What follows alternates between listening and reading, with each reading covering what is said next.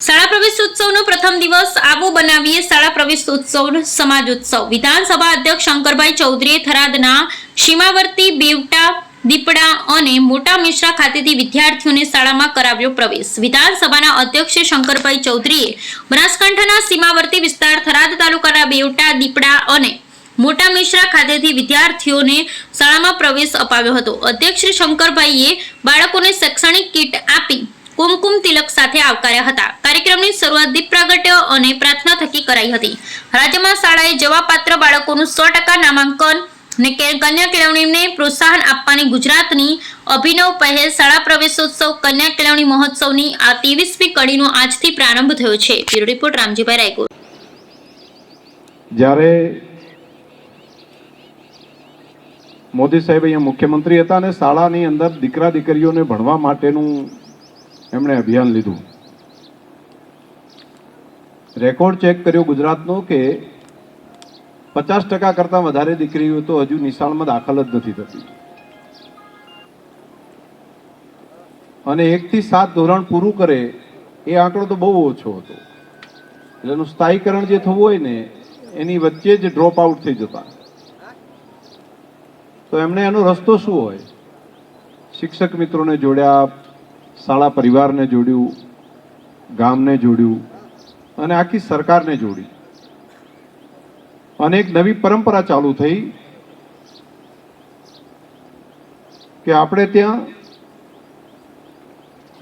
એક બાળકને નિશાળે દાખલ કરવા જાય માત્ર મા બાપની જવાબદારી છે તેવું નહીં, સમાજ જીવનની, પ્રજા જીવનની જવાબદારી છે। અને તેની અંદર સરકારના મંત્રીઓથી કરી અધિકારીઓ બધાને મૂકવાનું કહ્યું, જાઓ આંગળી પકડીને નાના નાના બાળકોને નિશાળે દાખલ કરો અને એક પણ ગુજરાતનો દીકરો કે દીકરી એવો ના રહેવો જોઈએ કે જે ભણવાથી અલગ રહે, નિશાળથી અલગ રહે। એને બધાને ભણાવો, શિક્ષણ જ ભવ સુધારશે। અને એ વાત આજે ગુજરાતની અંદર અસરકારક સાબિત થઈ છે।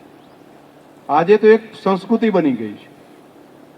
મોદી સાહેબે ચાલુ કરેલી શિક્ષણની એ વાત, શાળા પ્રવેશ ઉત્સવની એ કામ આજે એક સંસ્કૃતિ તરીકે શાળા પ્રવેશ ઉત્સવની અંદર બધા પહોંચે છે। આમ તો થોડા દિવસ વહેલા થવાનું હતું પણ સરપંચની ચૂંટણીઓ હતી એટલે એ કાર્યક્રમ આ ચૂંટણી પછી રાખવામાં આવ્યો।